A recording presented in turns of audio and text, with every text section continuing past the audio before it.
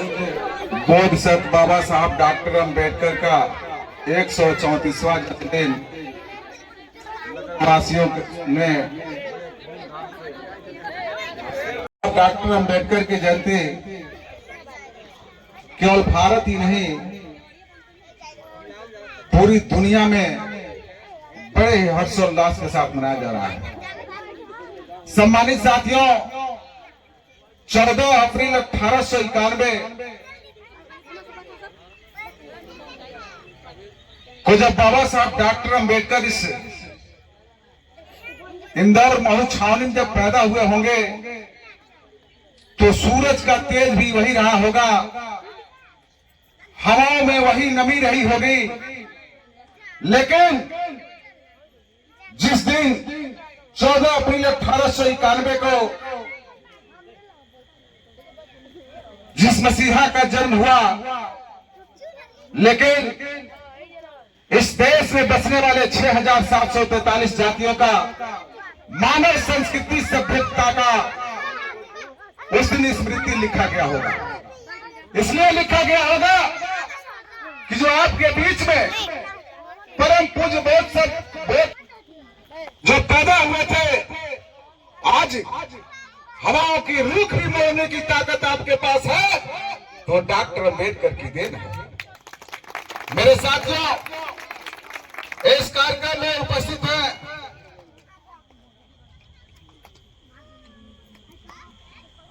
इस कार्यक्रम का कुशल संचालन कर रहे और राजनीति में हमको अपना उंगली पकड़ के हमको राजनीति सिखाने का प्रयास किए परम सम्मानित श्रद्धेय आदरणीय बीपी ब्यासी का मैं उन्हीं के ग्राम सभा में खैर मकदम करता हूं, अभिनंदन करता हूं। मैं अभिनंदन करता हूं। बहुत ही अच्छे सम्मानित साथी हैं आनंद यादव जी, नौजवान साथी हैं। मैं आपको बहुत बहुत धन्यवाद ज्ञापित करता हूं और नंदन करता हूं, अभिनंदन करता हूं। मैं अभिनंदन करता हूं धनंजय जी का, मनोज धनंजय जी, राम निवास जी, उदय भान जी, देशराज साहब, प्रवीण जी, नितेश जी, चंदन जी, अभय जी, प्रिंस जी, आदित्य जी, गुलशन जी, चंद्रभान जी, लक्ष्मण जी, मुकेश जी, राजा राम जी, सूरज जी, मंजीत जी, पृथ्वीराज जी, सर्वेश उर्फ राजन जी, नीरज जी, धीरज जी, कमलेश जी, जय शिव जी, सुगर उर्फ मीना, अंकित, अजय, लल्लन, अंकुर, राम बाबू, कुलदीप, धर्मेंद्र, विजय यादव जी, जो पत्रकार भी हैं, छायाकार भी हैं, मैं आपका खैर मकदम करता हूं।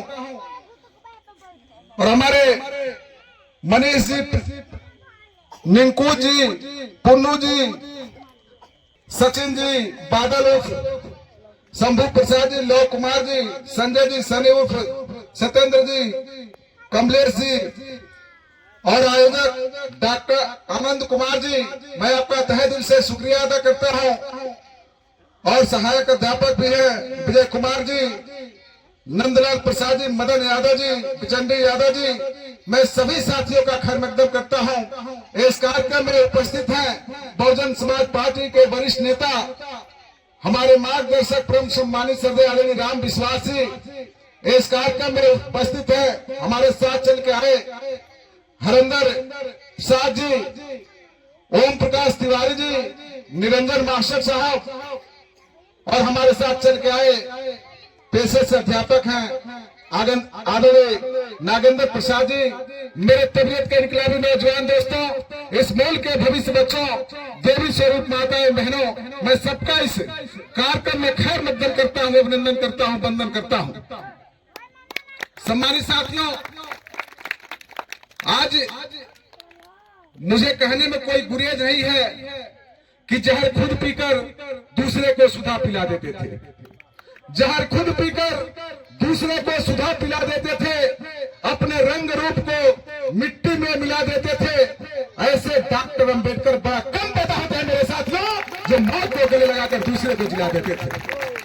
मेरे साथियों, मैं आपसे कहना चाहता हूं,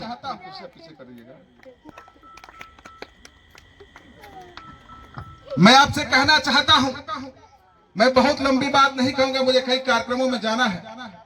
मेरे साथियों, मैं पीछे भी नहीं जाना चाहता। 14 अप्रैल 1891 डॉक्टर बाबा साहब अम्बेडकर का जन्मदिन है। सभी लोग जानते हैं, सभी लोग जानते हैं। उनकी शादी में आपके आंख से खून बहेगा, आंसू नहीं खून बहेगा। आज हमारे बच्चों को फ्रीडम है, आजादी है, लेकिन आप सोचो कि जिस बालक को स्कूल में बैठने नहीं दिया जाता था, स्कूल के बाहर बैठने का प्रावधान था। मेरे साथियों, स्कूल के अंदर अगर अध्यापक से कुछ पूछना होता था तो कंकड़ इकट्ठा करके अध्यापक के तब उनको सवाल बताता था अध्यापक। उनको पानी पीने के लिए अपने घर से बोतल में पानी लाना पड़ता था। हैंडपंप पर पानी पीने का अधिकार भी नहीं था। मेरे साथियों, स्कूल के मेज पर और कुर्सी पर बैठने का अधिकार नहीं था।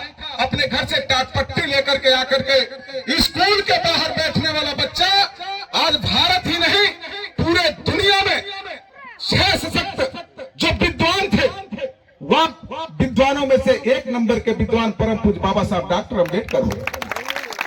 मेरे साथियों, बाबा साहब डॉक्टर अम्बेडकर, उनकी पत्नी रमाबाई अम्बेडकर थी, उनका पूरा साथ देती थी। उनके 4 बच्चे थे। बड़े बेटे का नाम था राजरतन, दूसरे बेटे का नाम था गंगाधर, तीसरे बेटे का नाम था राम तपसे, और उनकी लाडली बेटी एक ही थी जिसका नाम था इंदु।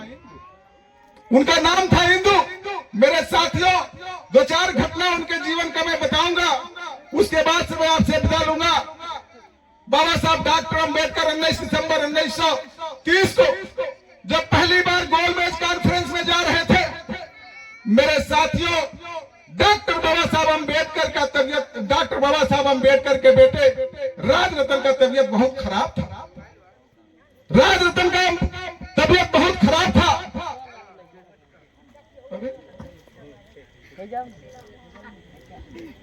माता रमाबाई अम्बेडकर ने कहा कि साहब, बाबा साहब डॉक्टर अम्बेडकर को हमेशा माता रमाबाई अम्बेडकर साहब कहा करती थी। माता रमाबाई अम्बेडकर ने कहा कि साहब, हमारा लाडला बेटा राजरतन, उसका तबीयत बहुत खराब है, आप इसका दवा इलाज करा के चले जाते तो ठीक रहता। बाबा साहब डॉक्टर अम्बेडकर ने कुछ समय सोचा और बाबा साहब डॉक्टर अम्बेडकर ने कहा कि रमा, अगर जो मैं आज एक बेटे के लिए अपना प्रोग्राम कैंसिल कर दूंगा, गोलमेज कॉन्फ्रेंस में मुझे जाना है, अगर जो गोलमेज कॉन्फ्रेंस में मैं नहीं गया एक बेटे के लिए, तो मेरे रमा पूरे देश में बसने वाले 6743 जाति के बच्चे, करोड़ों बच्चे हमेशा के लिए सताए और पछाड़े जाएंगे। उनका शिक्षा से लेकर सम्मान सारा मिट जाएगा। मेरा एक बेटा मरता है तो मरने दो, मैं एक बेटा का परवाह नहीं करता हूं, मैं गोलमेज कॉन्फ्रेंस में जरूर जाऊंगा। मेरे साथियों, धन्य है माता रमाबाई अम्बेडकर। आज हमारे वहां महिलाओं को अच्छा कपड़ा मिलता है पहनने के लिए, अच्छा कपड़ा मिलता है पहनने के लिए, लेकिन अपने बच्चों पर ध्यान नहीं देते हैं। माता रमाबाई अम्बेडकर उस जमाने में खाने के लिए लाले पड़े हुए थे। एक एक दाना, एक एक फूटी कौड़ी के लिए भी वो लोग मोहताज थे। माता रमाबाई अम्बेडकर, डॉक्टर अम्बेडकर कोई आम आदमी नहीं थे, वह दुनिया के सबसे बड़े बैरिस्टर थे। उनकी पत्नी रमाबाई अम्बेडकर जंगल में जाकर के लकड़ी इकट्ठा करती थी। कैंडीला, अपने वहां जो औरतें चिपरी पाती हैं, गोहरा बनाती हैं, उसको महाराष्ट्र में कैंडीला कहते हैं। माता रमाबाई अम्बेडकर जंगल से लकड़ी काटती है, कैंडीला बीनती है। जो पशु गोबर कर देता था उसको कैंडीला कहते थे। वहां उसको इकट्ठा करती थी, मार्केट में ले जाकर बेचती थी। जो 2 पैसा 4 पैसा उससे इकट्ठा होता था, माता रमाबाई अम्बेडकर अपने बच्चों का परवरिश करती थी। खाने पीने का इंतजाम करती थी। एक दिन की बात है, उसी पैसे से माता रमाबाई अंबेडकर अपने बच्चे का इलाज भी करा रही थी।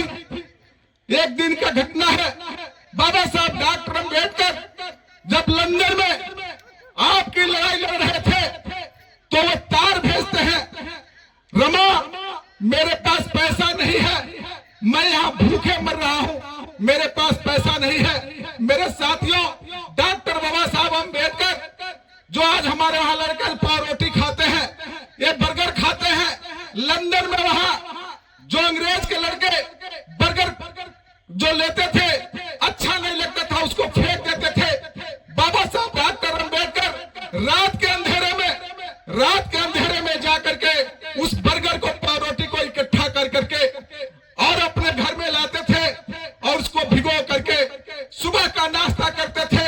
माता रमाबाई अंबेडकर को जब वो खत लिखते हैं, तार भेजते हैं कि रमा मेरे पास पैसा नहीं है, मुझे कुछ पैसा भेज दो।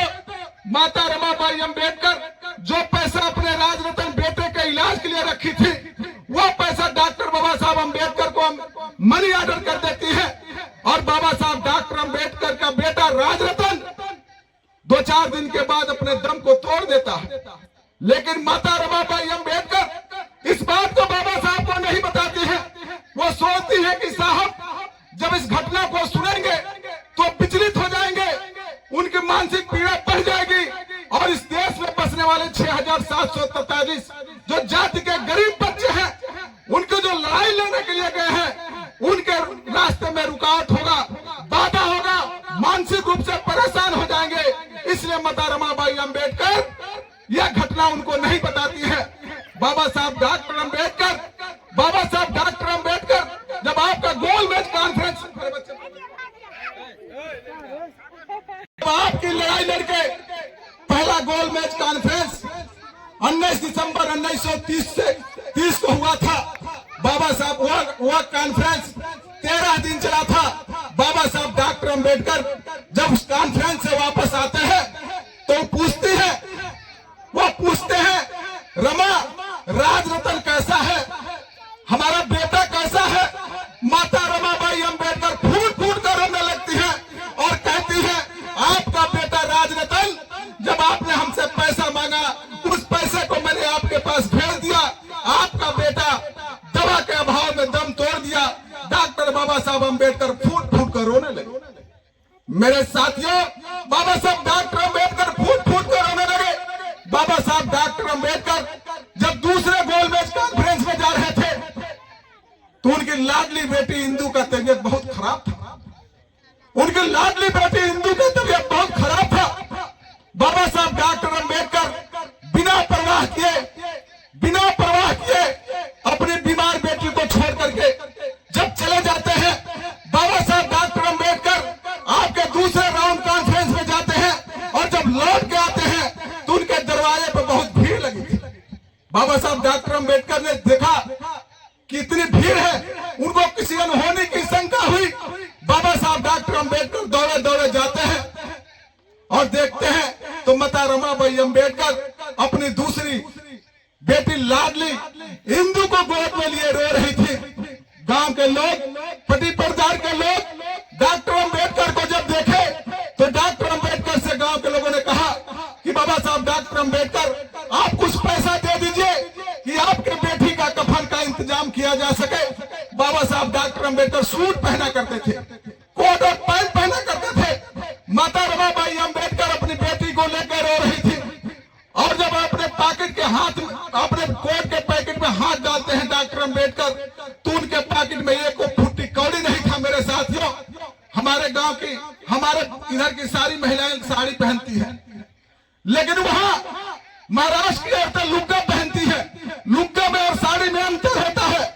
लुग्गा जो पहनती है वो पोस्टा बांधती है, उसको लुग्गा कहते हैं। हमारे वहां की औरतें, हमारे वहां की बहनें साड़ी पहनती जो प्लेन होता है। बाबा साहब डॉक्टर अंबेडकर जो अपने कोट के पैकेट में हाथ डालते हैं, एक फूटी कौड़ी नहीं रहा। डॉक्टर बाबा साहब अंबेडकर फूट फूट कर रोने लगे। माता रमाबाई अंबेडकर खड़ा होकर कहती है कि बाबा साहब डॉक्टर अंबेडकर आपके आंख में आंसू शोभा नहीं देता है, आप अपने आंख से आंसू बंद कीजिए। मैं अपने मायके से 2 लुग्गा लेकर आई हूँ, नींद नहीं आता था, मैं अपने लुग्गा को फाड़ कर देती हूँ, ले जाकर मेरी बेटी को दफन कर दीजिएगा, मेरी बेटी को नींद आ जाएगा। मेरे साथियों, आज डॉक्टर बाबा साहब अम्बेडकर की पूजा पूरे दुनिया में क्यों होती है, इस पर जरा सोचना। आज हमारे बच्चे का हाथ में थोड़ा सा घाव लग जाएगा, हम किसी मिशन में नहीं जाएंगे, कहें कि हमारे बच्चे को दवा कराना है। मेरे साथियों, बाबा साहब डॉक्टर अम्बेडकर कोई आम आदमी नहीं थे। इस देश में बसने वाले 6743 जातियों के कर्णधार थे। वो शिरोमणि थे, वो मसीहा थे, वो करण थे।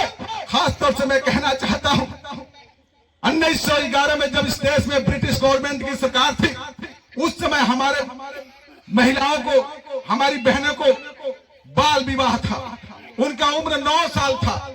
9 साल के बच्ची का शादी 20 साल 25 साल के पुरुष से किया जाता था। उनके जान की हड्डी टूट जाती थी। इससे भी निजात अगर किसी ने दिलाया आपको, तो नाम है डॉक्टर अम्बेडकर। वो नाम है डॉक्टर अम्बेडकर।